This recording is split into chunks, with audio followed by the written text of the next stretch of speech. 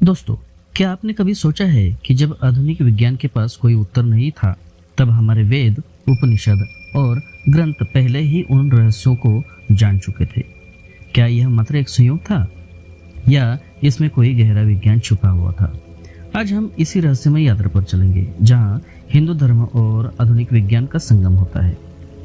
दोस्तों, सबसे पहले देखते हैं ब्रह्मांड की उत्पत्ति और हिंदू धर्म।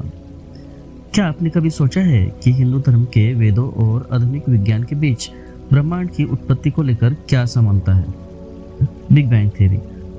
आधुनिक विज्ञान के अनुसार ब्रह्मांड की उत्पत्ति लगभग 13.8 अरब साल पहले एक महाविस्फोट यानी बिग बैंग से हुई थी। इसके बाद ब्रह्मांड का विस्तार शुरू हुआ, जो आज भी जारी है। लेकिन हमारे ऋग्वेद में 10वें अध्याय में से 129वें श्लोक में नासदीय सूत्र कहता है कि नासदानी नो सदानी तदानी।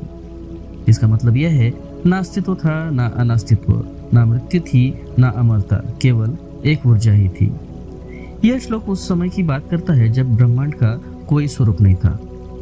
अब यदि इसकी तुलना हम आधुनिक विज्ञान से करें तो बिग बैंग और नासदीय सूत्र में ब्रह्मांडीय ऊर्जा के वर्णन में अद्भुत समानता मिलती है।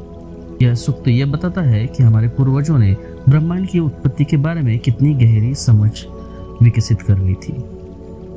क्या यह एक कविता थी या हमारे ऋषि उस विज्ञान को पहले ही जान गए थे जिसे हम आज खोज रहे हैं? दोस्तों, अब देखते हैं आयुर्वेद और चिकित्सा विज्ञान। हजारों साल पहले जब आधुनिक चिकित्सा का कोई अस्तित्व नहीं था, हमारे पूर्वज आयुर्वेद के माध्यम से शरीर और मन के जटिल विज्ञान को समझ चुके थे। सुश्रुत को शल्य चिकित्सा का जनक माना जाता है। नाक का पुनर्निर्माण सर्जरी यानी राइनोप्लास्टी सुश्रुत ने उस समय की थी। मोतियाबिंद का ऑपरेशन और 125 से अधिक शल्य चिकित्सा उपकरणों का विवरण इसमें मिलता है। प्राकृतिक चिकित्सा और औषधि के बारे में यदि हम जाने तो हल्दी एंटीबायोटिक और घाव भरने वाली होती है। तुलसी प्रतिरोधक क्षमता बढ़ाने वाली होती है। आंवला शक्तिशाली एंटीऑक्सीडेंट होता है। लेकिन आधुनिक विज्ञान को हम देखते हैं तो हल्दी के करक्यूमिन को आज कैंसर रोधी गुणों के लिए शोध किया जा रहा है। आयुर्वेदिक जड़ी बूटियां अब फार्मास्यूटिकल्स इंडस्ट्री का एक अहम हिस्सा बन चुकी है। दोस्तों, अब देखते हैं गणित और खगोल विज्ञान। क्या आप जानते हैं कि शून्य का आविष्कार भारत में हुआ था और यह केवल शुरुआत थी। इसमें आर्यभट्ट ने एक अहम योगदान दिया है। पाई का मान 3.1461 यानी 3.1416 ये आर्यभट्ट ने हमें बताया। पृथ्वी का व्यास और परिधि की सटीक गणना आर्यभट्ट ने की थी। पृथ्वी को गोलाकार और अपनी दूरी पर घूमने की पुष्टि भी आर्यभट्ट ने की थी। खगोल विज्ञान में वराहमिहिर ने बहुत अहम भूमिका निभाई है।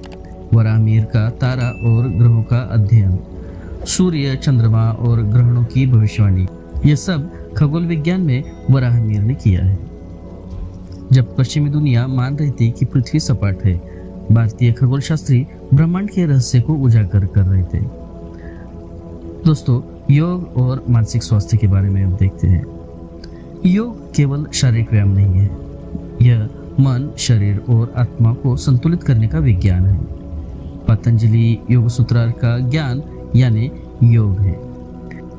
योगासन और प्राणायाम का मानसिक और शारीरिक स्वास्थ्य पर प्रभाव होता है। यह सबसे पहले हमें महर्षि पतंजलि ने बताया था।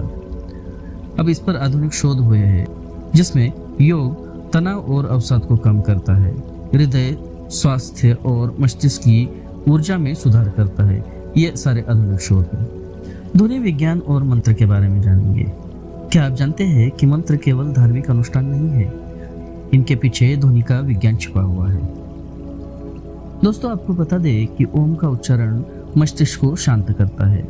ओम का उच्चारण ध्यान की अवस्था को गहरा करता है, जिसमें अभी आधुनिक विज्ञान ने परीक्षण भी किया है। आधुनिक विज्ञान के परीक्षण कहते हैं कि ध्वनि तरंगों का सकारात्मक प्रभाव पड़ता है। आधुनिक विज्ञान यह भी कहता है कि तनाव को कम करने और ध्यान को केंद्रित करने के लिए मंत्रोच्चारण बहुत जरूरी है।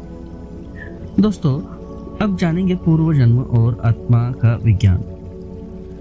गीता कहती है कि आत्मा अमर है, यह एक शरीर से दूसरे शरीर में स्थानांतरित होती है। लेकिन क्या इसके पीछे कोई वैज्ञानिक आधार है? दोस्तों, पुनर्जन्म का हम कुछ उदाहरण देखें तो कुछ बच्चों में पूर्व जन्म की यादें पाई जाती हैं। व्यक्तित्व और गुणों में डीएनए का योगदान एक अहम योगदान है। अब इसे वैज्ञानिक दृष्टिकोण से देखते हैं। आनुवंशिक संरचना और पूर्वजों के गुण यानी डीएनए होते हैं। आधुनिक अनुसंधान पूर्व जन्म की संभावना को गंभीरता से देख रहा है। दोस्तों, देखते हैं वास्तुशास्त्र और पर्यावरण संतुलन।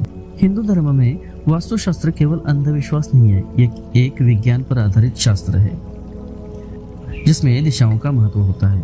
सूर्य की ऊर्जा का अधिकतम उपयोग, भवनों का पर्यावरण के साथ सामंजस्य, यह सारा वास्तुशास्त्र में है।